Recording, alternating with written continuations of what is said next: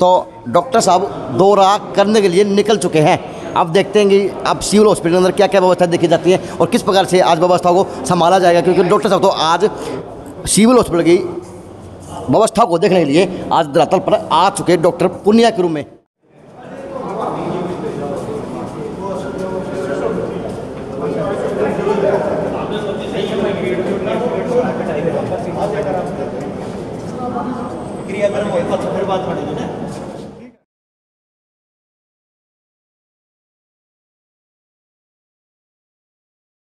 सौभाग्य छोटी काशी का, क्योंकि डायरेक्टर के रूम में और सीएमओ पद पे कभी छोटी काशी को संभाल रहे थे डॉक्टर पुनिया जी के रूम में। तो अब चंडीगढ़ से आए हैं, क्या नया पैगाम ले आए हैं, किस प्रकार से गाइडलाइन देके जाएंगे, क्योंकि कोरोना काल भी चला हुआ और कहीं ना कहीं अब की बार डेंगू भी अपने पाँव पसारेगा, बारिश भी फालतू से फालतू हो रही। तो सौभाग्य जेएनसी का कि आया था सीएमओ की बैठ लेने, मतलब डायरेक्टर मिल गए चंडीगढ़ के। सर नमस्ते। नमस्ते सर, कैसे सर? बिल्कुल ठीक है जगमाल जी। आज के दौरे के क्या उद्देश्य रहेगा तो बताएं। देखिए फ़िलहाल जो है पूरे देश में एक जो कोरोना है इससे लड़ने के लिए सभी लोग लगे हुए हैं और उसमें वैक्सीनेशन जो है वो एक बहुत इम्पोर्टेंट पार्ट है। उसमें हर सरकार अपने स्तर पे काम कर रही है, तो हरियाणा सरकार भी युद्ध स्तर पे उस पर जुटी हुई है। अभी हरियाणा सरकार ने विशेष कार्यक्रम 3 दिन का आज और कल परसों का मेगा वैक्सीनेशन का डे बनाया है और उसके तहत हम मैक्सिमम लोगों को कवर करेंगे। प्लस में इस सितंबर के महीने में 25 सितंबर हमने टारगेट रखा है, तब तक के हमने ये निश्चित किया है कि हरियाणा के हर जो एलिजिबल आदमी है जिसको टीका लगना चाहिए 18 साल से ऊपर के व्यक्ति को, उस व्यक्ति को सबको टीका लग जाए, कम से कम 1 डोज तो लग जाए। जिन लोगों को 1 डोज लग चुकी है, ड्यू है, उनको दूसरी डोज लग जाए। तो इसी कड़ी में मुझे भी हमारे additional chief secretary Shri Rajiv Arora ji ने 3 ज़िले जो दिए, उनमें एक भिवानी है, एक पलवल है, एक फरीदाबाद है। इसी तरीके से हमने डायरेक्टर्स को भी अपनी एक जिम्मेदारी 3-3 ज़िलों के रूप में दी है। इसके अतिरिक्त डिप्टी डायरेक्टर लेवल के एक व्यक्ति को एक ज़िला दिया जो 3 दिन यहीं रहेगा। इन लोगों का निर्देशन करेगा, इनका सहयोग करेगा, इनको कोऑपरेट करेगा और इसको 3 दिन की जो कार्यक्रम है इसको सफल बनाएगा। इसके अतिरिक्त चूँकि डायरेक्टर होने के नाते मैं एनआरएचएम का डायरेक्टर हूँ, तो एनआरएचएम से संबंधित जितनी भी गतिविधियाँ हैं उनको मैं इन तीनों ज़िलों में रिव्यू करूँगा और कोशिश हम करेंगे जहाँ भी कहीं हमारी कमी रह गई है तो उसको हम पूरा कर पाएँ। इसके अतिरिक्त कोविड मैनेजमेंट के लिए भी, चूँकि दूसरी लहर में आप लोगों ने देखा था कि काफ़ी लोगों को समस्याएं हुई थी, क्योंकि ऑक्सीजन जिनको चाहिए थी ऐसे मरीजों की संख्या ज़्यादा होने के कारण से प्रॉब्लम आई थी। तो उस पर विशेष ध्यान देते हुए सरकार ने सामुदायिक स्वास्थ्य के अंदर उपमंडल स्तर के अस्पतालों में, सामान्य अस्पतालों में, जिला स्तर के अस्पतालों में ऑक्सीजन जो प्लांट हैं वो पीएसए के रूप में या किसी दूसरे रूप में लगाने का प्रयास किया है और उस कड़ी में तकरीबन हम 90% अचीव हरियाणा में हम कर चुके हैं, हम लगा चुके हैं, स्थापित कर चुके हैं। तो उसमें भी जिला भिवानी में पीएसए प्लांट्स की स्थापना में ये ज़िला कहाँ खड़ा है और अगर कोई कमी है तो उसको दूर करने का हम प्रयास करेंगे और ये हमारा पूरा प्रयास रहेगा कि यहाँ के जितने भी मैक्सिमम बेड हैं वो हमारे ऑक्सीजन सेंट्रलाइज ऑक्सीजन बेड हों। इसके अतिरिक्त जो बच्चों से संबंधित जो बेड्स हैं जिसमें हमारा एसएनसीयू है, एक हाई डिपेंडेंसी यूनिट होती है, इंटेंसिव केयर यूनिट जिसको बोलते हैं बच्चों के लिए, प्लस में जो इनके बेड हैं उसके 20% बेड बच्चों के लिए आरक्षित हों। इन सभी व्यवस्थाओं का जायज़ा लेने के लिए मैं आज यहाँ पर आया हूँ। सर, आज आपकी नज़र से भिवानी सिविल हॉस्पिटल की जिले की व्यवस्था कहाँ देखते हैं और कहाँ पे खड़ा है भिवानी जिला? देखिए, अभी 3 बजे मैंने सभी डिप्टी सीएमओज को और सीएमओ मैडम को और हमारी पीएमओ मैडम को इनकी हमने मीटिंग बुलाई है और जो मेरे पास इनके आंकड़े हैं प्लस में इनके जो आंकड़े इनके पास हैं उन सब का हम अभी प्रेजेंटेशन के माध्यम से हम उसका विश्लेषण करेंगे और उसमें अगर कहीं कोई कमी नज़र आएगी तो इनको हम निर्देशित करेंगे, उनको पूरा करेंगे। हमारा पूरा प्रयास रहेगा कि भिवानी की जनता को किसी प्रकार की कोई परेशानी ना हो। सर, कमियों के अभाव में मेरे पास कई बार फ़ोन आ जाता है लोगों का। सर, 1 हफ्ते 1.5 हफ्ते पहले एक बस पलटी थी डॉक्टर के अंदर।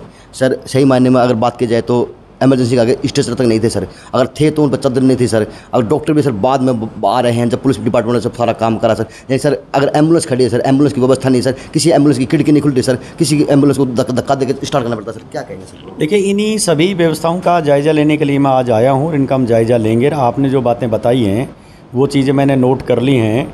उन पर भी मैं अधिकारियों से पूछूंगा कि भी इनके एम्बुलेंसेज क्यों ख़राब हैं, इनके स्ट्रेचर क्यों नहीं हैं, और इनमें पूरा जो सुधार जो होना चाहिए वो पूरा सुधार हम करेंगे। सर नई एम्बुलेंस आई हुई हैं, खड़ी हैं, पानी में भीज रही, बारिश बरसात में ख़राब हो रही है सर, चलेंगे तो किसी को जान बचेगी सर, लेकिन ड्राइवर नहीं है सर उसमें।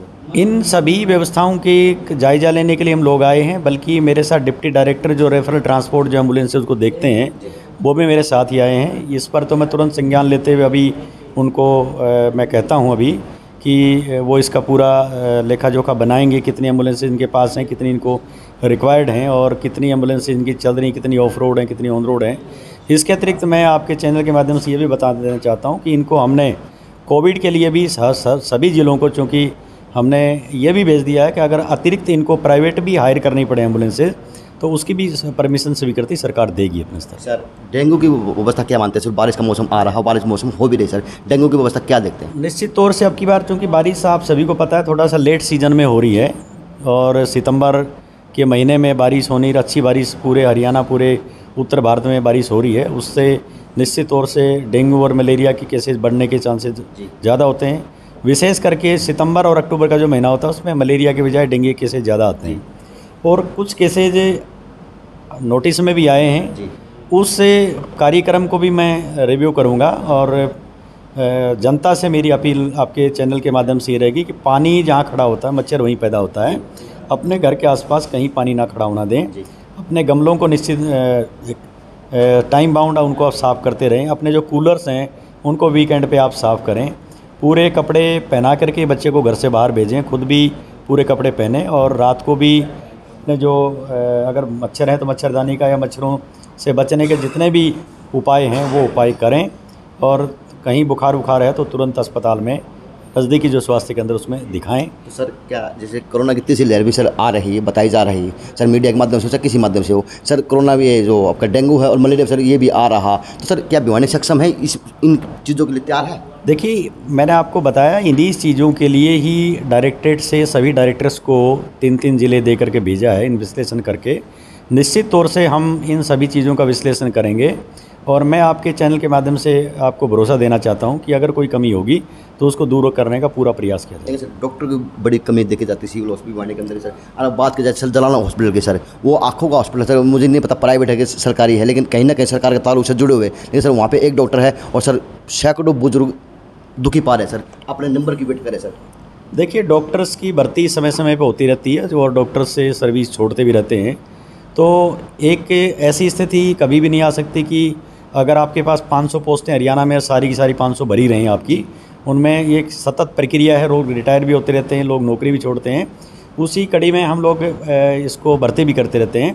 अभी भर्ती की प्रोसेस है वो अंडर प्रोसेस है जो है, और जल्द ही हरियाणा सरकार उसके पर अपना काम कर रही है। इसके अतिरिक्त NRHM के माध्यम से भी हम लोग जिला स्तर पर और सब डिवीज़न स्तर पर हम इनको स्पेशलिस्ट मुहैया करवाते रहते हैं।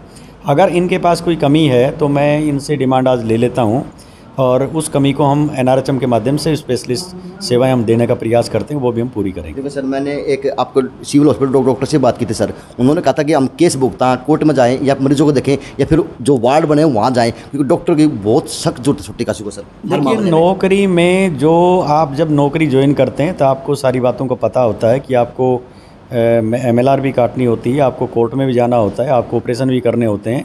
ये तो नौकरी करने से पहले सोचने की बातें हैं, जो नौकरी आप कर रहे हो तो ये सभी काम तो आपको करने पड़ते हैं।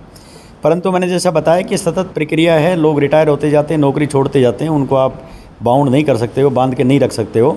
नई भर्तियाँ होती रहती हैं, सरकार नई भर्ती का जो है ना अभी डायरेक्टरेट लेवल पर हमारे एक्सरसाइज चल रही है और जल्द ही खाली पदों को सरकार भरेगी।